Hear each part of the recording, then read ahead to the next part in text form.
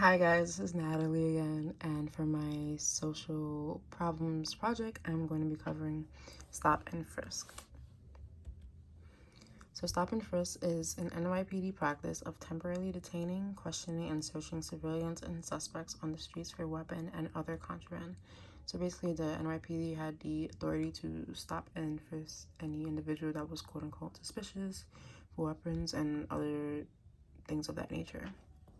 The New York Police Department's use of the tactic was under Mayor Rudy Giuliani from 1994 to 2001, then under Mayor Michael Bloomberg from 2002 to 2013. The tactic disproportionately impacted Black and Latino communities. It later faced accusations of racial profiling and contributed to an environment of fear against those targeted communities.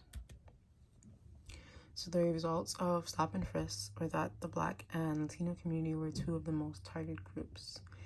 About 83% of the stops between 2004 and 2012 involved Black and Latino people, even though those two groups comprise slightly more than half of the city's residents, which is just crazy to think about how those are like majority of the population, and yet they're the most targeted groups. Nearly 9 out of 10 stopped and frisked New Yorkers have been completely innocent. In 2011, 685,724 NYPD stops were recorded. And of those stops recorded, 605,328 were innocent, 350,743 were Black, 223,740 were Latino, 61,805 were white, and 341,581 were aged between the ages of 14 and 25.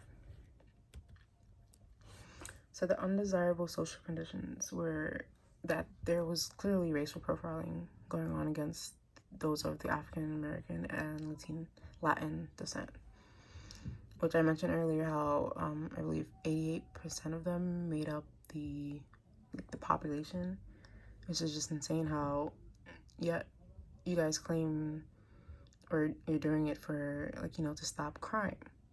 But it's clearly, if those are like the most targeted groups, there's something other than that going on right here. Racial stigmas. Certain communities were targeted more than others, like I said. So it all ties in together. We have these two communities being clearly targeted against, but it's passed under the guise of looking for criminal activity. But what does that tell you? That you're clearly discriminating and racially profiling these people because of their race. So in 2012, the problem was finally addressed by a federal judge who issued a federal Class Act lawsuit against the NYPD for practices of racial profiling and unconstitutional stops and frisks of New York City residents.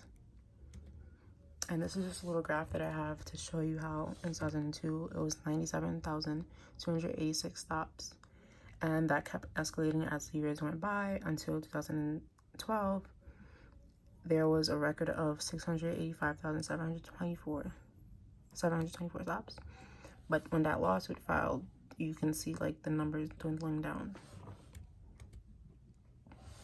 So the sociological perspective, clearly from my social issue, would be the conflict perspective, which refers to the inequalities that exist in all societies globally.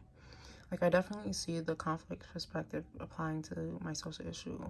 Here we have like specific groups of people that are being discriminated against and stereotyped because basically of the color of their skin, and that is just wrong. So if we're living in a world where people have to deal with this type of behavior, I don't believe that there is going to be any ways of us being equal. It's always going to be inequalities. I can understand why like stop and frisk would be helpful, like for those select few instances where there was a major crime that was able to be avoided. But in the end, as you saw like my graph that I showed earlier, there were a lot of more innocent people being stopped than people who actually committed crimes. So in the end, it ended up causing more harm than good because of all the innocent lives that were affected. So, and this is just my sources that I have. Thank you guys for listening. Have a good day.